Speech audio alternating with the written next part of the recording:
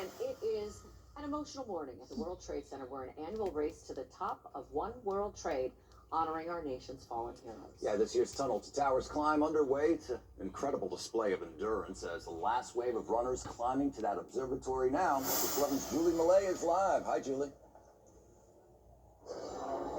Hey there, John and Kirsten. You both know these Tunnel to Towers events have become quintessential New York City events in the years since 9/11. There's, of course, the Tunnel to Towers 5K that happens in the fall, and we are here at the 8th annual Tunnel to Towers climb here at One World Trade. Now, take a look at this. This morning, more than 1,000 runners climbed from the bottom to the top, 104 floors here at the World Trade Center. That is more than 2,000 steps. It's meant to simulate the terrifying and difficult route first responders and people in the stairwells faced during the 9/11 attacks, and it's really quite emotional for a lot of people here who lost family members, friends in those attacks or in other ways in the line of duty. The event is a fundraiser for the Tunnel to Towers Foundation, which helps provide our injured veterans or first responders with mortgage-free homes. Now, I want to bring in a special guest now. This is Sal Casano. He's the former fire commissioner. He's also an executive board member here at Tunnel to Towers. So, Sal, why don't you tell us the importance of this event? You can take a step towards me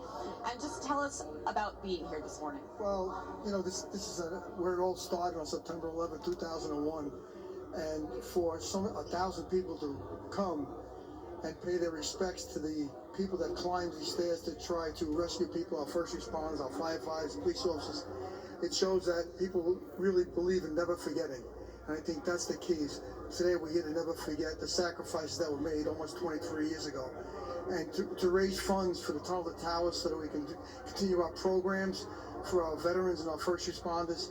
You know, it's a tremendous outpouring of support for everybody here. And it tells our families that we told 23 years ago we would never forget their sacrifices. We'll never forget. And I want to talk a little bit about your experience there as a longtime New York City firefighter, former fire commissioner. 9/11, obviously a very tough day for you. How does this help commemorate your fallen comrades? Well, it helps us all because we know that the sacrifices that were made 23 years ago are not forgotten or appreciated for all these people. You know, the greatest country in the world, we have our freedoms because of what first responders and veterans do. And that's who we're honoring here today, our first responders, our veterans. Many of you climbed here in honor of their loved ones who they lost. It must be emotional for you to watch it. Extremely, extremely.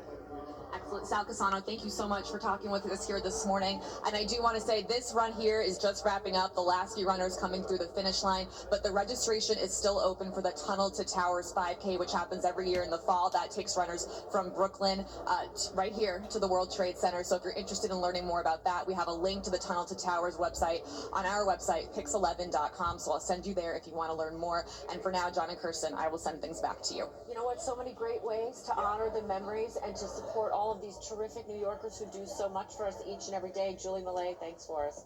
They do such great work. Yeah. All right, 7 alarm fire to tell you about in Patterson.